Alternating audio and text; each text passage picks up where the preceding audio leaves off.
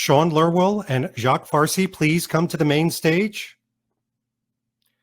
We'll be starting the fitness panel shortly.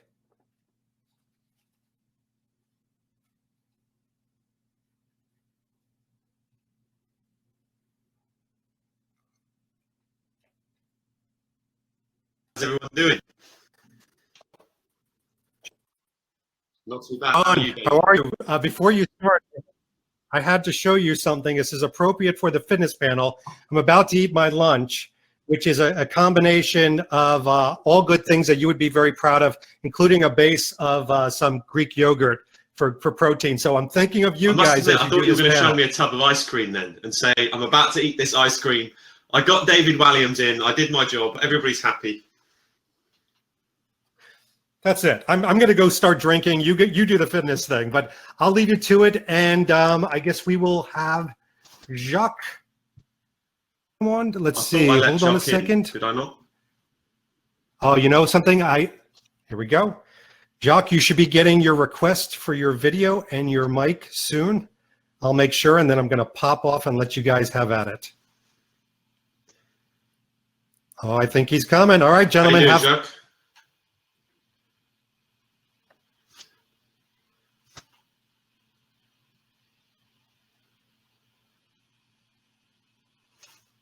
So while we're sorting out the sound problems, for those of you who don't know me, my name's Sean Lerwill. I'm a Royal Marines Commando officer. I specialised in the physical training branch of the Royal Marines. I'm now a Royal Marines Reserve officer, so I still keep my toe in, and I work in fitness and production media. I've written a few fitness books that have been published around the world in multi-language, so some people say I know a little bit about fitness. So what we'd like to do is ask some questions, or we'll have you ask some questions that we're going to try and answer. So if anybody's got any particular fitness questions, obviously Bond related, I wrote a book with David last year. He put me into, had a little chat with me. I wrote a book called Be More Bond, which is about how Bond would create the fitness, mobility, athleticism, and also unarmed combat. So if anybody's interested in that, I've got a discount code for people at the end. Do we have any questions? There we go. Martin's got a question.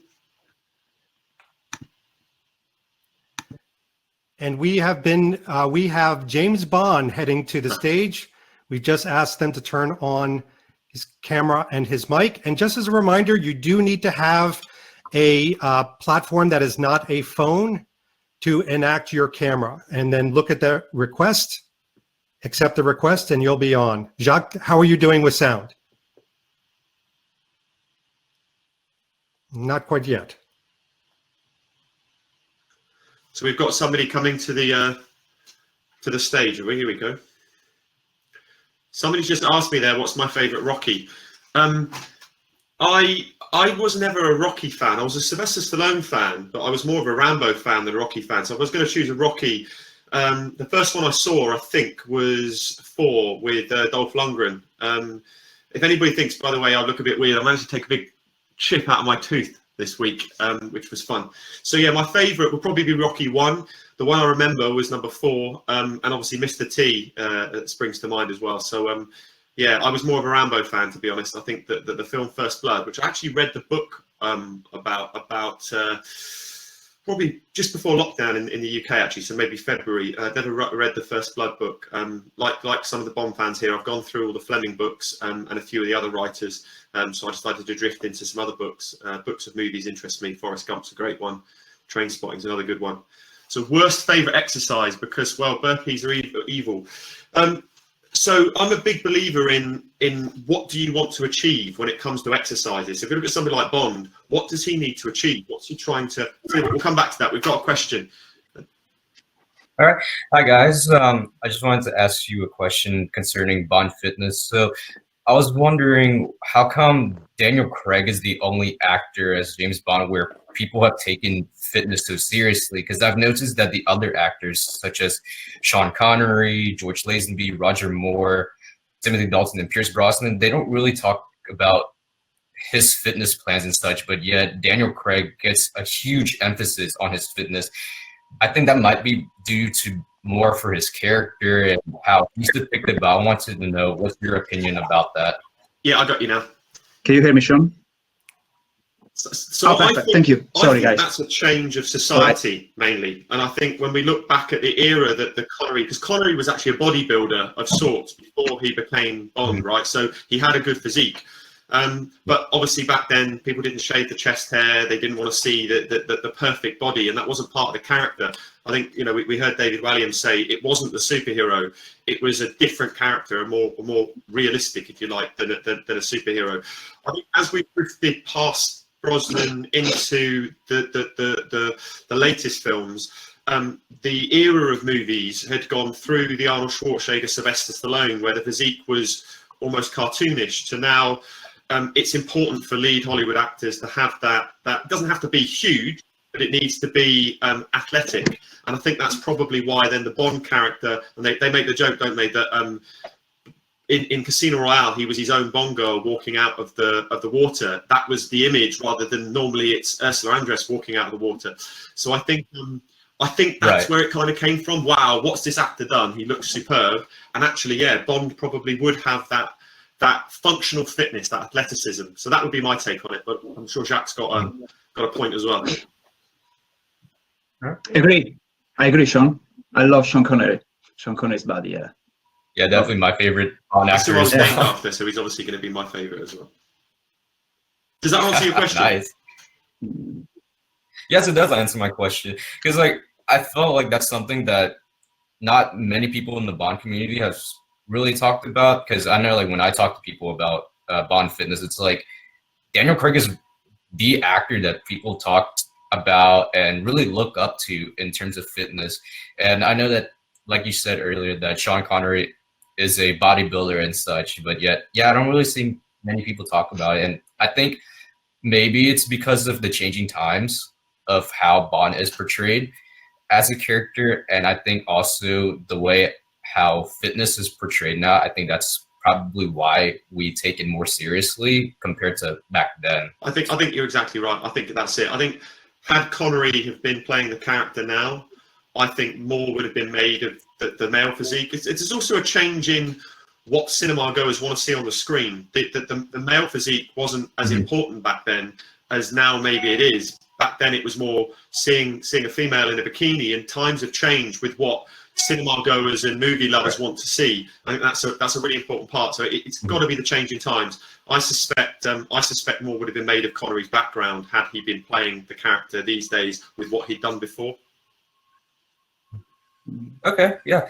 And also another quick thing I wanted to ask is, do you think that Bond fitness has really influenced other action films in the way about how they're being filmed, and the emphasis of having a nice body and being able to do really realistic and gritty action? For example, like the John Wick films and such. Do you think James Bond has made an influence to that? Jack, do you want to jump in first, or do you want me to take that?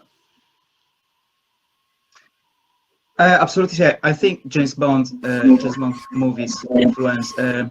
I feel like somehow had an effect on Mission Impossible's movie. Yeah, I was thinking about that too. Yeah, like Tom Cruise wanted to run personally every single action scenes, and taking a lot of risk like Daniel Craig does. No, he recently got injured on his knee because he wants to do his action movies, his action scenes. At this days, actors are trying to use, maybe it's an ego thing, or maybe the pressure from the press. They want to do their own stunts, scenes. So they must be fit. They must be able to run away from explosions. They must be able to climb walls. So yeah, everything changed. I think in 20. I think movies always, and Quentin Tarantino is a big one for this. There's no new thoughts these days, or very, very few. Everybody kind of copies everybody else. So I recently said to somebody that I quite liked Extraction, but you can certainly see how John Wick influenced Extraction. People always say that, and I know we had discussions earlier. I'm actually a bit of a Quantum fan. I like the direction. I love the hard Bond. I love the journey of Bond in that film. Yes, it's better off the back of Casino, but I do quite enjoy it. And I think the fight scenes, although some people complain about them, I like the viciousness, but you can also see that they probably come from influence from Bourne. So I do think as Bond has changed through the 25 films, there's probably influences from other films. There was a big change between Pierce and Daniel's Bond, but was that influenced by the change in cinema times? So actually other films influence the franchise, but then something will be done in Casino that then you might say, oh, you can see that they kind of got that from Casino. So I think that's just the movie business, right? Whatever's popular, we've got to try and Bond has tried to, well, it hasn't tried to, it has existed over all these years because it's done what's necessary to keep current and move a character forward and let him influence others and then use the influences that have had to keep it going. All right. Well, thank you so much, and thank you for taking this question. I hope you all have a wonderful day. Bye.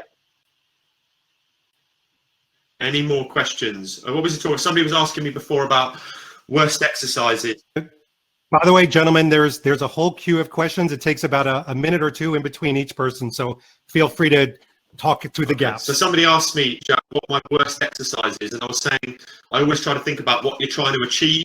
I don't like to throw exercises at people just because it's a horrible exercise. Horrible things I've done myself, probably rolling a telegraph pole up a hill, face down, nose on the floor, belt on the floor, and rolling it up a hill. That wasn't the nicest, but you know, it had a point to it. Was the question about the exercise that you don't like personally, or? I don't think it was the most dangerous exercise for the worst. What you don't like. Brian. Oh, okay. What I don't like pushing the sledge or push crawler. Yeah. So anything that or pushing a car, anything that you need to push hard. Probably because I'm a little man. How you doing? Good. I'm going good. Hear me? Hear me good? Who have we got? Hi. Okay. First of all, good morning to who am I talking to? This is Sean. And buongiorno, Giacomo, come stai? Yeah, buon passeggio da Montreal. Buongiorno, how are you? We talked in Instagram, right? Ah, non c'è male tu. Yeah, I recognize you, yeah. From Montreal. Aspetta. Come stai? Aspetta, che preso solo brutta connessione di internet, aspetta. Ok. Tutto bene, All right. tutto bene. Allora, io ho una questione. You hear me? Is this working?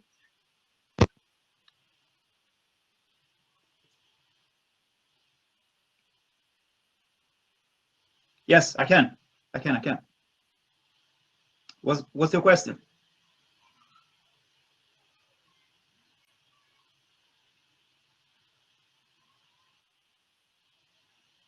Can you hear us? I lost Sean on the screen. Sean. Hi. Okay. I think there is some audio issue.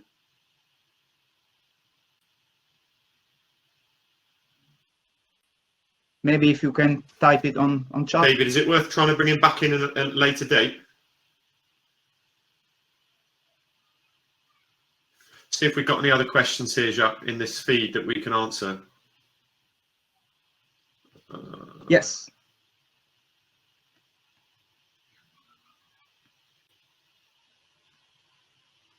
Just looking for a question.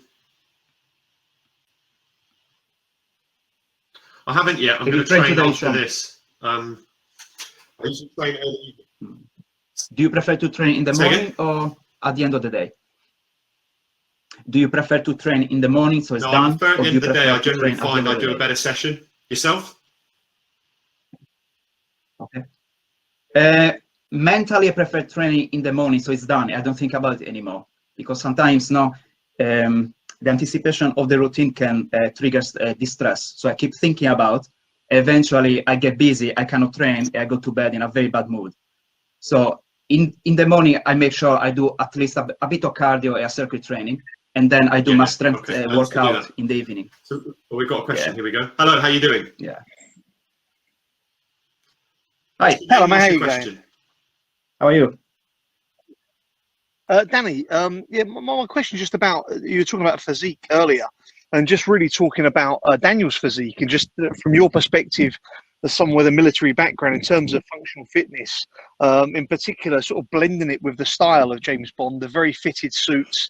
Sometimes it doesn't look like the most sort of functional setup. I just wonder what your thoughts were on it. Some of this crowd, in that I wasn't always a fan of, as Daniel's films have gone on, the tight-fitting nature of the suits. I just thought they got a little bit too tight and a little bit, certainly the rooftop scene when he's walking across the rooftops, it just looked a little bit too tight, and I wasn't. But there's a thing of being functionally fit in the military for your role, and then obviously, as you say, if you're doing any sort of covert job, standing out unnecessarily. I was probably about 78, 79 kilos when I was in the midst of my career, and I'm probably about 83, 84 now, and I purposely try to put on more muscle. So I think in answer to your question, because of the nature of the job, you don't tend to carry a lot of hefty muscle. So I think you still are very functionally fit. At the end of the day, the character that they've created has to be able to do, and a bit like the book I wrote, Be More Bond, it's strength, it's CV, it's swimming, it's running, it's being agile, it's being good at unarmed combat. So there's going to be some form of muscle, but it's never going to be the bodybuilder-esque level.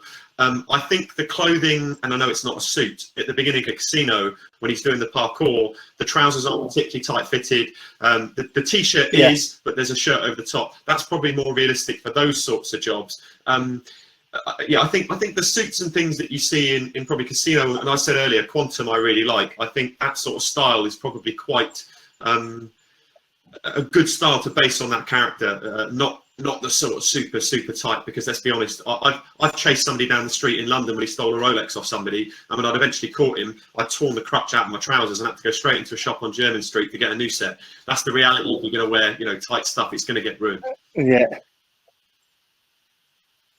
You don't want to wear leather sole shoes. They're going to tear up if you're trying to stop a vehicle pushing you out of a. On that note, if you were training Daniel for, let's say he did another film, which we know won't happen, but if he did, what sort of tweaks would you make then, or are you kind of happy where he is, or on both the I guess the physical side and then on the styling side to make sure that he can do all the things that James Bond needs to do? Genre up to a completely different place in terms of, as we said before in the question before, and we'll let Giac come in on this one in a second, in terms of the male physique. And I think, like I've always tried to maintain, if you can have a decent physique, but when you put a suit on, people wouldn't necessarily be able to tell there's a decent physique there. That's quite a nice place to sit. And I think that's quite a nice reality for the character. Yeah. So I've never seen directly the training that was done for Daniel.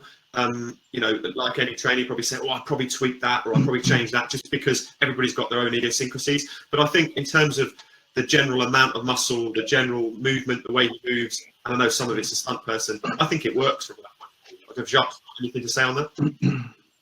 Yeah. Yes, I want to be a bit controversial with this, but try to be careful, because I train Mark Strong, who is very good friend with Daniel Craig, and I know Simon Watterson. So my idea is, my question is, did Simon wanted to achieve that physique, or is because Daniel's special genetics, pretty much any type of training with a bit of good nutrition, right amount of protein, Daniel would have developed that physique, even with 2 or 3 different type of training? Because I had in the past, I sometimes train 2 or 3 clients at the same time. Okay, sometimes we do the same circuit for 2 or 3 months because they don't have particular injuries or particular differences. I sometimes have a guy who bulks up. I have a guy who slims down a lot. I have a guy who gets lean and ripped. So same stimulus, same circuit training for 12 weeks. I have in front of me 3 very different physiques. So my question always been, Daniel Craig, who gets out of the water in Casino Royale, was the physique the final goal of his trainer, or is because his genetics are made that way? I think we saw Daniel with that physique in the Tomb Raider film, and I think part of the casting was specifically with the era we were in, that they wanted that. And I suspect that you're right, genetics plays a huge part, and I say that to people when they ask about my physique. There's a certain amount of genetics, and then there's hard work, and there's understanding training and nutrition. I think that was probably a goal, and Simon was probably given the task of, we need to get him back to what he was there. And as we heard earlier from David Walliams, Daniel had that physique. He always had that type of thing. So I think it was on purpose myself. Yeah. Thank you very much for Nice asking one, the guys. question. Appreciate the insights. I just saw one question come up there that I want to dive in on. Somebody wrote it. What would be the abs workout to get Daniel Craig abs? And I want to make something very clear. You don't get abs from doing an abs workout, okay? If anybody's here thinking they want to find out what abs workout somebody does to get a six-pack, it doesn't work like that. And Giac will back me up here. It's about all-over training regime and your Absolutely, nutrition. yes. Don't start looking for Daniel Craig's ab regime thinking you're going to do 20 minutes of sit-ups every day and you're suddenly going to end up with a six-pack. It's not going to happen. It's not the 90s anymore.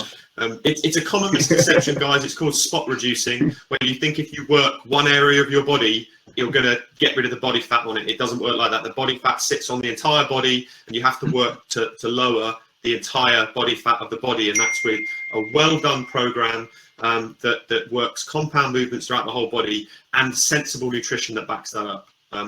So yeah, if anybody needs to know that, that's the truth right here. Any other questions? What did we see? We were talking about one before, weren't we, Giac? I have a question. There was some question about kettlebell training. There was some question about what's your thoughts about kettlebell training or training with kettlebells. Do you want to go ahead, or do you want me to answer that? Yeah. I've used kettlebells over my time. I actually bought a 28 kilo kettlebell this lockdown just to do some. Yeah. I saw it on Instagram. I've got a 12 kilo kettlebell here. I've got, I think, a 20 at my girlfriend's house, which is in London. So I use them. I don't use them. I'm not, oh my God, it's the best thing ever. You can only use kettlebells. And equally, I wouldn't say they're not good. They are a tool. And like anything, I like adding tools to my toolbox. When I want to use it, I use it for a specific type of session for 4 to 6 weeks. Recently, I've been doing some rotational presses with them. I quite like that. Upside down kettlebells to help with a bit of shoulder rehab. So they've got their place. What about yourself? It's a great instrument to train, to do metabolic workout in a meter square, realistically. There is only one exercise that I don't love. Many trainers don't agree with me, but it is my personal experience. Because I work a lot with city professionals that they stay for 12 hours seated, or 12, 14 hours seated. So the last thing I want to do with them is kettlebell swings. I had more problems in 20 years with kettlebell swings than any other exercise. So yeah, that's the only movement that I don't love with kettlebells. I was doing a podcast with a really good trainer the other day, and we were discussing that often people just want to jump into something that's quite complex, like a barbell squat, a kettlebell swing, and even a deadlift, and they're not ready to. So I totally agree with you. It's all about the individual, right? It's getting the right thing for the individual. Yeah, absolutely. Yes. We've got a question. Welcome. Who are you, and what is your question? Hi. Good evening. Yeah, it's quite late in Japan. It's like 1:30, so I hope you can hear me well. Anyway, I have a bit of a trouble for the training session. Like I know it's a bit difficult, but like I had some kind of heart surgery, and for me, like to do like really heavy training session is kind of hard because of the cardio mainly. But I really don't want to give up on training. But do you have some kind of like helps on like what should I focus on, especially on cardio, which is not too hard but keep me going, something like that? Do you want to go first, Giac, or do you want me to go first? Yes, I think I would talk to your doctor first, you as a surgeon, and to see if you have the go on, no, if you can train. But I would ask for a specific program from your surgeon, because I'm not a trainer specialized on clients with heart issues or pacemaker. I would suggest to do light cardio and not to do anything intensive or high intensity training. But I don't feel like I can give you advice, because sure. I don't know you. Okay, so it's not like a health problem. Like it's mostly like it's not a problem. Like I can do train, and I do. It's more like I get tired very quickly. So like, what's the best efficient way to train and like within the small amount of time that I have? I would totally agree. Sorry about that. But it's quite difficult for us to comment because we haven't seen your medical background, and if we give you the wrong bit of advice, that could be dangerous for you, and it could come back on us. All I would say is I would speak to a doctor and get clearance. I would always train with a heart rate monitor so that you can look at what your heart's doing, and any good training program will be progressive. So it takes you from point A to point B, and you want to do that in little chunks and little milestones, staying within that safe zone. So I would understand from your surgeon what your safe zone is, and then I would just train to it, and that will make you a little bit fitter. Just train to it. Get a program so you know this week I'm going to do these 3 sessions, the next week I'm going to do these 3 little milestones, and work from there. But yeah, it's really difficult for us to give that advice because without looking at a medical background and medical history, and even speaking to your doctor to understand what's okay, it could be dangerous for either of us to give you that advice, if that makes sense. Totally understand. Yep. Thank you very much. You're welcome. So we did have a question, which was, do we think that Daniel's physique will set up the next Bond actor to need to follow suit or to go the other way? And it's quite interesting. I think Robert Pattinson, has recently been cast as Batman and has said he's not going to go anywhere near a gym. He doesn't want to change his physique, and there's been some controversy around that. I think it's up to the actor and obviously up to the producers. That, you know, the producers will either want to go in a completely different direction, I suspect, or they'll want to follow the same sort of muscular, functional, fit character. Would you say the same, Giac? Is that the sort of thing you would say? I think, yeah, the example of Batman is perfect. Just Pattinson is doing a young Bruce Wayne, so it makes a sense to be tiny bit smaller, no? Because Bruce Wayne lost speed with years. They had to put more muscle mass, probably more mechanical suits that help, no, to fight Bane and etc. In this case, I think we will have a big change with the next Bond. I think so. We will have probably an actor that it looks very different. It might be taller and leaner. This is my personal opinion. So we go back, I think, to the wiry, a tiny bit more wiry, a tiny bit less bulky Bond. Okay, you're back. Let's see if it works. Yeah. Hello again.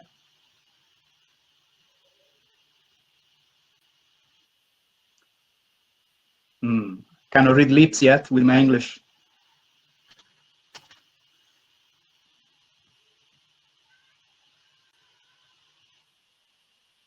Live question that's been posted. I don't know if you could see that. It is from John. So yeah, the question is, do you think the modern lean Bond looking is setting unrealistic image for men to attain, just like the old image of Bond girl for women? I'm probably quite controversial with this, and no, I don't. I think that if we can get anybody to be healthy and healthier with their lifestyle, that can lengthen their life. That can help with health services dealing with lifestyle diseases down the line. So as long as somebody doesn't take it to a negative mental place, and that goes down the route of steroids or eating disorders and that sort of thing, which obviously it is a possibility. I think if it makes people think, well, do you know what? No, I'm not going to eat 3 tubs of ice cream a week. I'm not going to go to McDonald's or KFC every night. I'm going to try and eat more vegetables. I'm going to do more exercise. I'm going to understand about health and fitness. So I think it's good that we're trying to show people that don't smoke that, all right, he drinks a bit. All right, we'll give you that one. But, you know, does train, does go to the swimming pool in between jobs and tries to keep his fitness up. So that's my opinion. Any way of getting people to be healthy and exercise is a good thing. Giac, would you have a different? I absolutely agree. Absolutely agree. I think the James Bond franchise is not like any franchise with The Rock. I think The Rock is unachievable for the common man, while every James Bond's physique is perfectly achievable and sustainable also for the common man, just with smart approach to training, nutrition, and motivation. Point. If you compare it to The Rock or even an Arnold Schwarzenegger character, that's not achievable. And for years, people didn't realize that. Now we look at Daniel, and there are a number of people who've tried to do that transformation and have achieved it. So, so there's a question here. Do you think the next James Bond actor will take his health and fitness serious? We sort of said that before. It depends what they're going for. Giac kind of said he thought they might go down a different route. Have you ever had issues with negative body image? I wrote a piece for social media and a blog post called Social Media Selfish a couple of years ago, that was about being selfish with your social media and unfollowing people that might have a negative influence on you. And I certainly was following a few people in the fitness industry who I now realise, and I was doing some sports modelling then, I was doing some covers of magazines, and I realised, I need to plug my computer in, I realised that some of them were probably taking some performance enhancing drugs that I would never want to and never would take. So maybe I was trying to achieve something that wasn't feasible for me, either genetically or naturally. So yes, I probably have dipped into that, but I realised it social media selfish. I unfollowed people, even if they were friends, who weren't a good influence to me, and I think that's a healthier way to be with it. Yourself, Giac, have you had any negative body issues at all? I had, because I had different issues with related to different ages, different moments of my life. But still now, I'm 43. When I do my, when I train with people who are very fit, like triathlon athletes, or when I do my sparring, I'm a former kickboxer. I used to compete. So when I do my sparring and I feel fit and sharp, I kick ass of big guys, I feel well. I don't have any problem with my self-esteem or body issues. But when I cannot train for some injuries or because I'm too busy, I don't do my kickboxing, I don't do my run, I don't do my cycling for a long time. Yeah, and then eventually I end up to train a gym with just bodybuilders who are bigger than me, and they just do unfunctional training. Sometimes they just pump iron, and they do nothing else. I thought I know who I am and where I come from. After a few days, I train in these gyms where I feel like it's not my environment at the end. I start to feel a bit uncomfortable because we are all social animals, right? Yeah. I want to fit in. I thought I know who I am, I want to fit in. So I tried, as Sean said, it's pretty much similar, to avoid certain Instagram profiles or certain gyms or certain environments that don't fit my beliefs and the type of training that I do, because it's very easy to be confused. Gentlemen, David Lowbridge has entered the Hi, stage. David, how you doing? Hi, Dave. Yes. Hello, can you hear me? Fabulous. Yeah, I was the one who just asked about the negative body image. I had a really negative body image, and when I was younger, I was the fat kid at school and all that kind of thing. And I actually read an interview with Pierce Brosnan when he was Bond that said he used to eat Kit Kats in order to bulk up before he played Bond. And I remember reading that sort of thing and going, I wish I could, be in the position where I'd eat Kit Kats, for a job sort of thing. So yeah, it was just an extension of the question that I typed into the chat, really. What advice? Sorry. No, I was going to say, I started running in my early 20s, and that took about 2 stone off me quite quickly. But what you just said was, if ever I have a running injury, all my body issues start coming back because I just feel like I'm getting fat, and I know it's all in my head sort of thing. So what sort of advice would you give to people who, you look in the mirror and you think you're fat and horrible? And my husband takes the mickey out of me sometimes because I say, oh, I'm fat and horrible. And he goes, no, you're not. And I know he's contractually obliged to say that. But what sort of advice would you give to people who do still kind of have that image in their head? I'll say every book I've ever written, I've written know thyself, to the point where my girlfriend even got me I had to throw a Leatherman away when I was going through an airport in New York because I left it in my bag. So she bought me a new one and she had it engraved on the blade, know thyself. I think it's really important that you know that you might do that. And being self-aware, and it happens as we get older, allows you to spot where this might come. So I've become injured, I'm not going to be able to do X, Y, and Z. Work's very busy at the moment, I'm not going to be able to train. I know that I might slip down this place. That's so important. For the people that aren't self-aware, it's a more dangerous thing that maybe they need people around them to help them, but without pointing fingers, because that can cause bigger problems. So the fact that you're aware, play to your strengths, know your weaknesses, and I think that that's sort of a military thing, but you can do that, and I do it. I'm the same. If I go 2, 3, 4 days without training, I describe it as I almost start to become itchy. I need to train. And for me, even if that's 15 minutes of an EMOM of press-ups, 10 press-ups on the minute every minute, I then look back in the mirror and I feel better again, that all the hard work isn't wasting away. I think what I'm trying to say to you is, know that you might need to build those sessions into your days. If you're injured, what can you do around that injury? know that if you take 4 weeks off and you don't eat stupidly, it's not going to make a huge amount of difference if those 4 weeks are for injury reasons. So 2-3 days, no difference. A week, probably not. Even beyond that, as long as you're not eating ice cream and cakes and all that sort of thing every single day, you should be all right. And it's knowing that, and I know it's difficult to convince yourself, but that little bit of self-awareness should help. I hope that helps, and we'll see what Jac's got to say on that as well. Yeah, that's really good. Thanks. Yeah, I think injuries happen, so I plan my training plan thinking that a few injuries might happen. And I also try to be. I suggest my client. I advise my client to be in credit instead of in debit. What I mean with this is, if I target 16 sessions a month, okay, as a target, that's my target. It's a realistic, sustainable target. Okay, 16 sessions a month. By the end of the third week, I should have delivered already 12 sessions, right? But I try to be ahead, so I try to have done 14 sessions, because I know the last week of the month, for example, it might be a very bad week at work or because of injuries, so I'm gonna lose the whole week, so I'm gonna miss my targets. So if the total amount of sessions during the year might be 156 sessions, assuming 16 per month, right? I try to be always tiny bit ahead to offset possible injuries or possible problems at work or with family, chores you need to do, so you cannot train. And then when I'm injured or I cannot train, I try to keep calm, to remind myself that I have training history. So it's very important, when you know you have training history, as long as you go back into training for 3 or 4 days, your body reacts. The problem is when people don't have enough training history. So on muscle memory, do you agree, Sean? Yeah, well said. It's more difficult. Does that answer your question?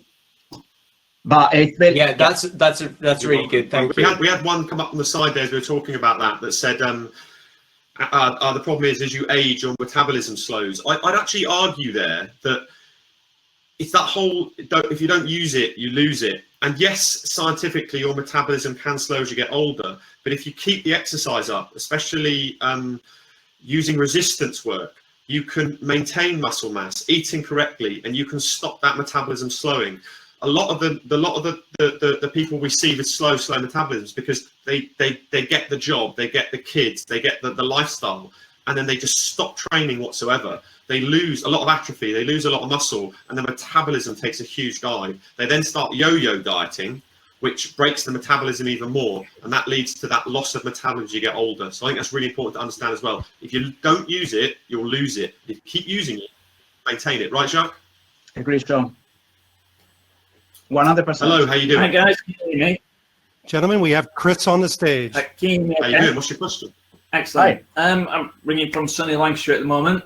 I just wondered what your thoughts were on this recent influence on things like circuit training and HIIT training, with the Joe Wick's doing his 15 minutes in the morning, and everyone's idea that they can do 15 minutes for four days of the week, and by the end of it they'll look like Ryan Reynolds. You know what I mean? I just thought, well, what's your sort of impression on that? Do you want to go first, Giac, or do you want me to? I think high intensity interval training is not anything new. I think gladiators in Rome or Greece used to train high intensity, right? I don't think they used to train really slow movement with swords or weights. So it's nothing new. I think it looks easy. There was an interesting quote wrote by someone on Instagram. It was like, during the lockdown, I wonder how many short training videos I need to watch before getting fit. Short training videos are easy to watch. That's why people love them. But then it's very difficult to actually do those workouts, because you need to be fit. Sometimes I see there is no warm-up whatsoever. They start with 50 press-ups, 50 chin-ups, and not a warm-up. Okay. I think you put a lot of pressure on joints and heart and cardiovascular. I think you need to be fit realistically. But on a different note, it's very time effective. Today, everybody is in a rush, or they pretend to be in a rush, and then they watch probably 12 episodes on Netflix after 20 minutes workout, instead of focusing on doing 40 minutes good workout.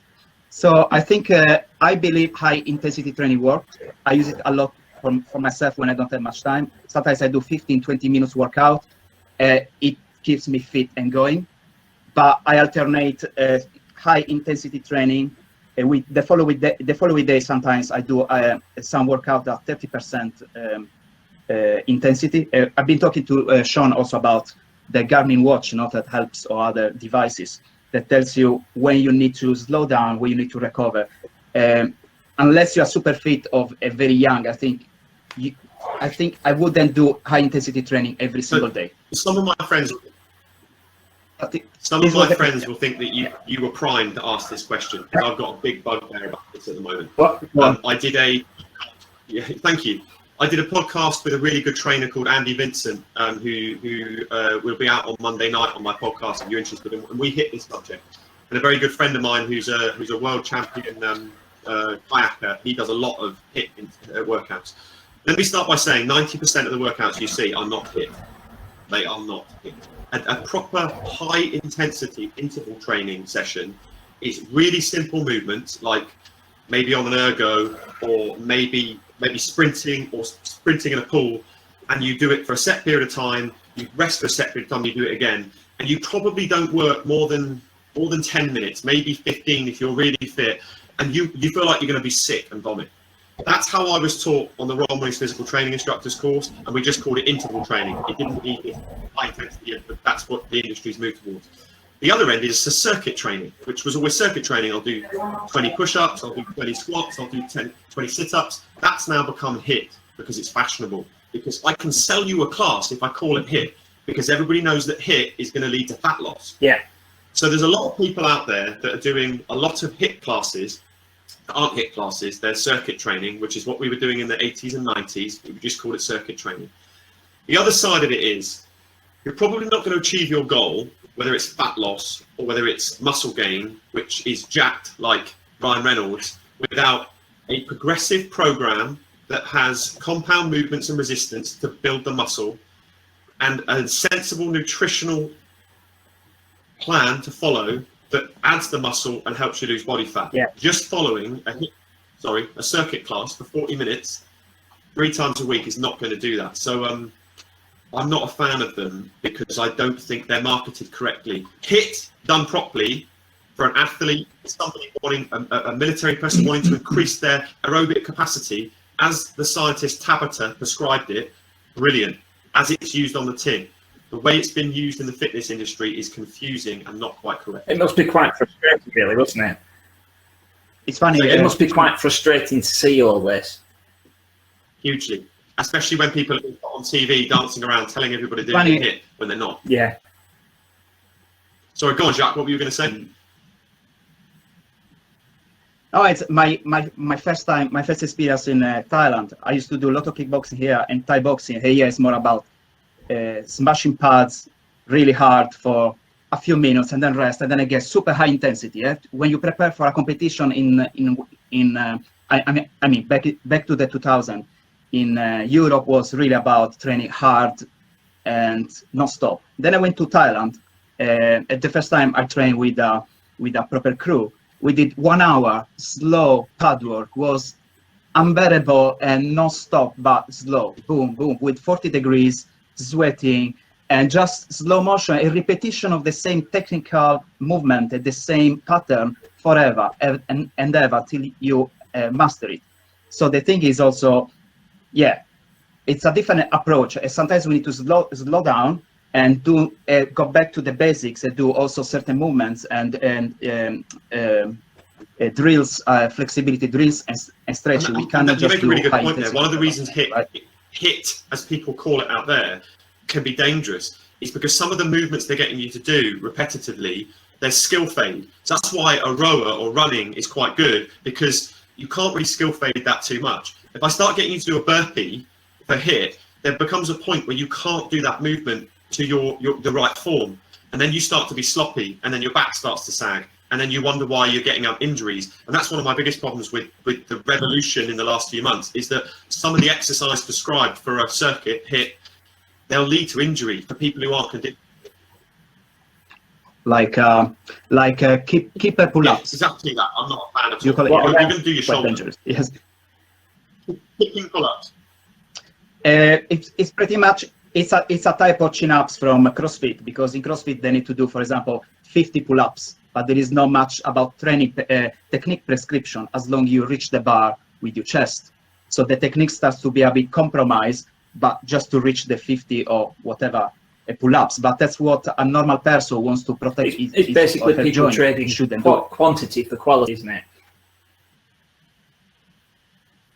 Yes, also people showing off, because I can see a lot of trainers who do videos online that they do in their private garden. They do completely different type of exercise, but it doesn't look cool doing a slow time squat, 3 seconds to go down, 3 seconds to go up, right? You're not going to get to watch on video. You know, social media is brilliant, but it can also be negative. Yeah. You know, it's not both patterns, and it's hard to know who to listen to. It is. But thank you for the question. As you can tell, I enjoyed that one. No, excellent. Thank you. Thank you very much.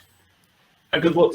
So gentlemen, I do have a question for you, and as a host, I can kind of jump on and be selfish and ask this question. But before we got to the 10-minute mark, I did want to ask this.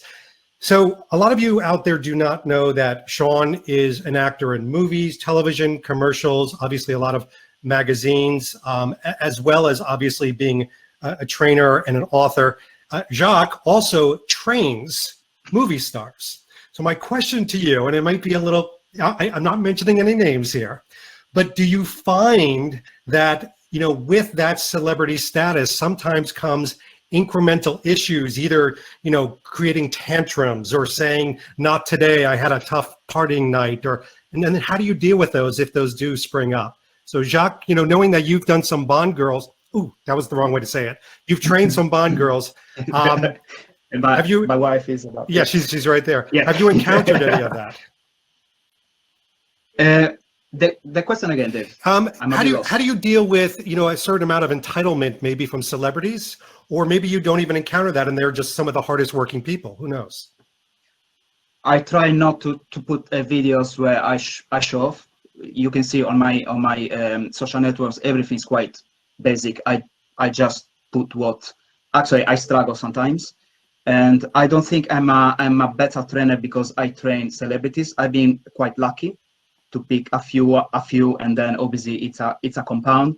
Obviously, like we talked with Sean also the last interviews we did together. We were talking about keeping the clients injuries free, bring more work. So the fact that I have a clean record with my actors make producers give me more work. But it doesn't mean that I'm the best trainer. I'm not the best trainer. I have flaws. I'm specialized in certain things, but I cannot know everything, right? I don't label myself as a celebrity trainer at all.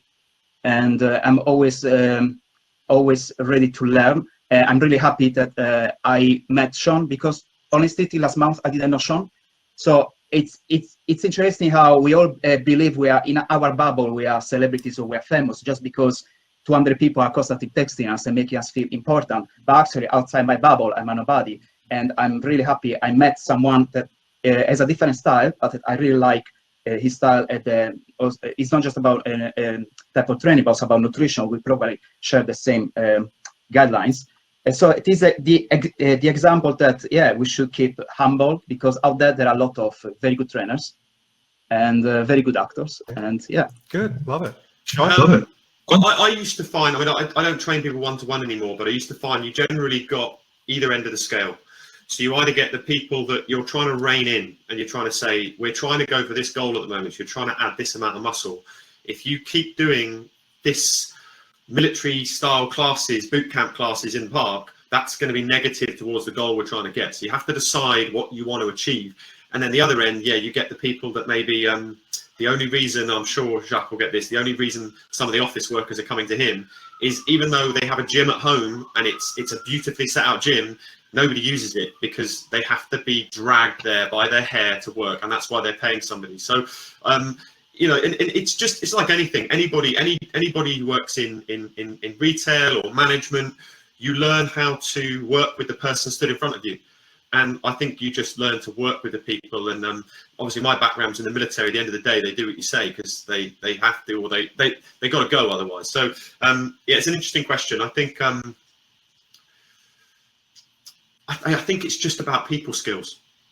Just about people skills. Does that answer the question? Yeah. Well, it does, and I think you also have something very unique that, you know, you're on both sides. You know, you're an actor, but you also understand the training aspect of it as well. So you probably have a little bit more empathy as well as sympathy. Yeah, I mean, I did a short droves. film a couple of years ago, and it was shown in Leicester Square. And there was a Q&A afterwards. And one of the questions from another director to the director of the film I was in was, why the hell did you pick him for that character? And then he said to me, don't you find that your physique stops you getting work? And it was the first time anybody had ever said that to me. And it was really a, whoa, you know, that's a bit. And I thought about it and I answered, you know, at the end of the day, I always wanted a physique where if I put a suit on, you can't tell, but I can still do the cover of a magazine. So I guess, yeah, I don't know if that sort of shed some light on it, that it's sometimes what you think you should portray as an actor or as a model or whatever it may be, somebody else in the industry might not, and might think that's completely, and you think, oh, this will get me the part, I'm going to get this. But actually, no, it's actually a negative. So that was an interesting moment for me. I bet. Gentlemen, we've been so fortunate to have you both here today. I've followed personally both your works. We have somebody actually, Suzanne, who follows you. I see her in the chat. She's pretty religious, you know, with both of what you brought to the table. I think she has both of your books. You uses both for inspiration and workout. We've got 2 minutes left, each taking a minute. In 1 minute's time, Giac, you start first, if you will. What do you want to say to everybody out there to kind of motivate them, inspire them towards health and fitness? Especially during the lockdown? Absolutely. That's perfect. Yeah. Oh, I'm really happy to be here, especially during these difficult times. I think I had the chance to put also my life in perspective because of the lockdown, lack of space, lack of training equipment, and knowledge is not enough. I thought it's very important. When you know what to do, you can make up. And I personally have a very deep connection with the food. For me, it's a pleasure. It's not just a filler, but sometimes I struggle to stay away from certain type of food, especially when I'm stuck home in a bad mood because I cannot live. Okay. And realistically, I cannot train 2 or 3 times a day because, as Sean would agree, also rest is important. Otherwise, we start to get injured. So we cannot overcompensate the calories that we introduce.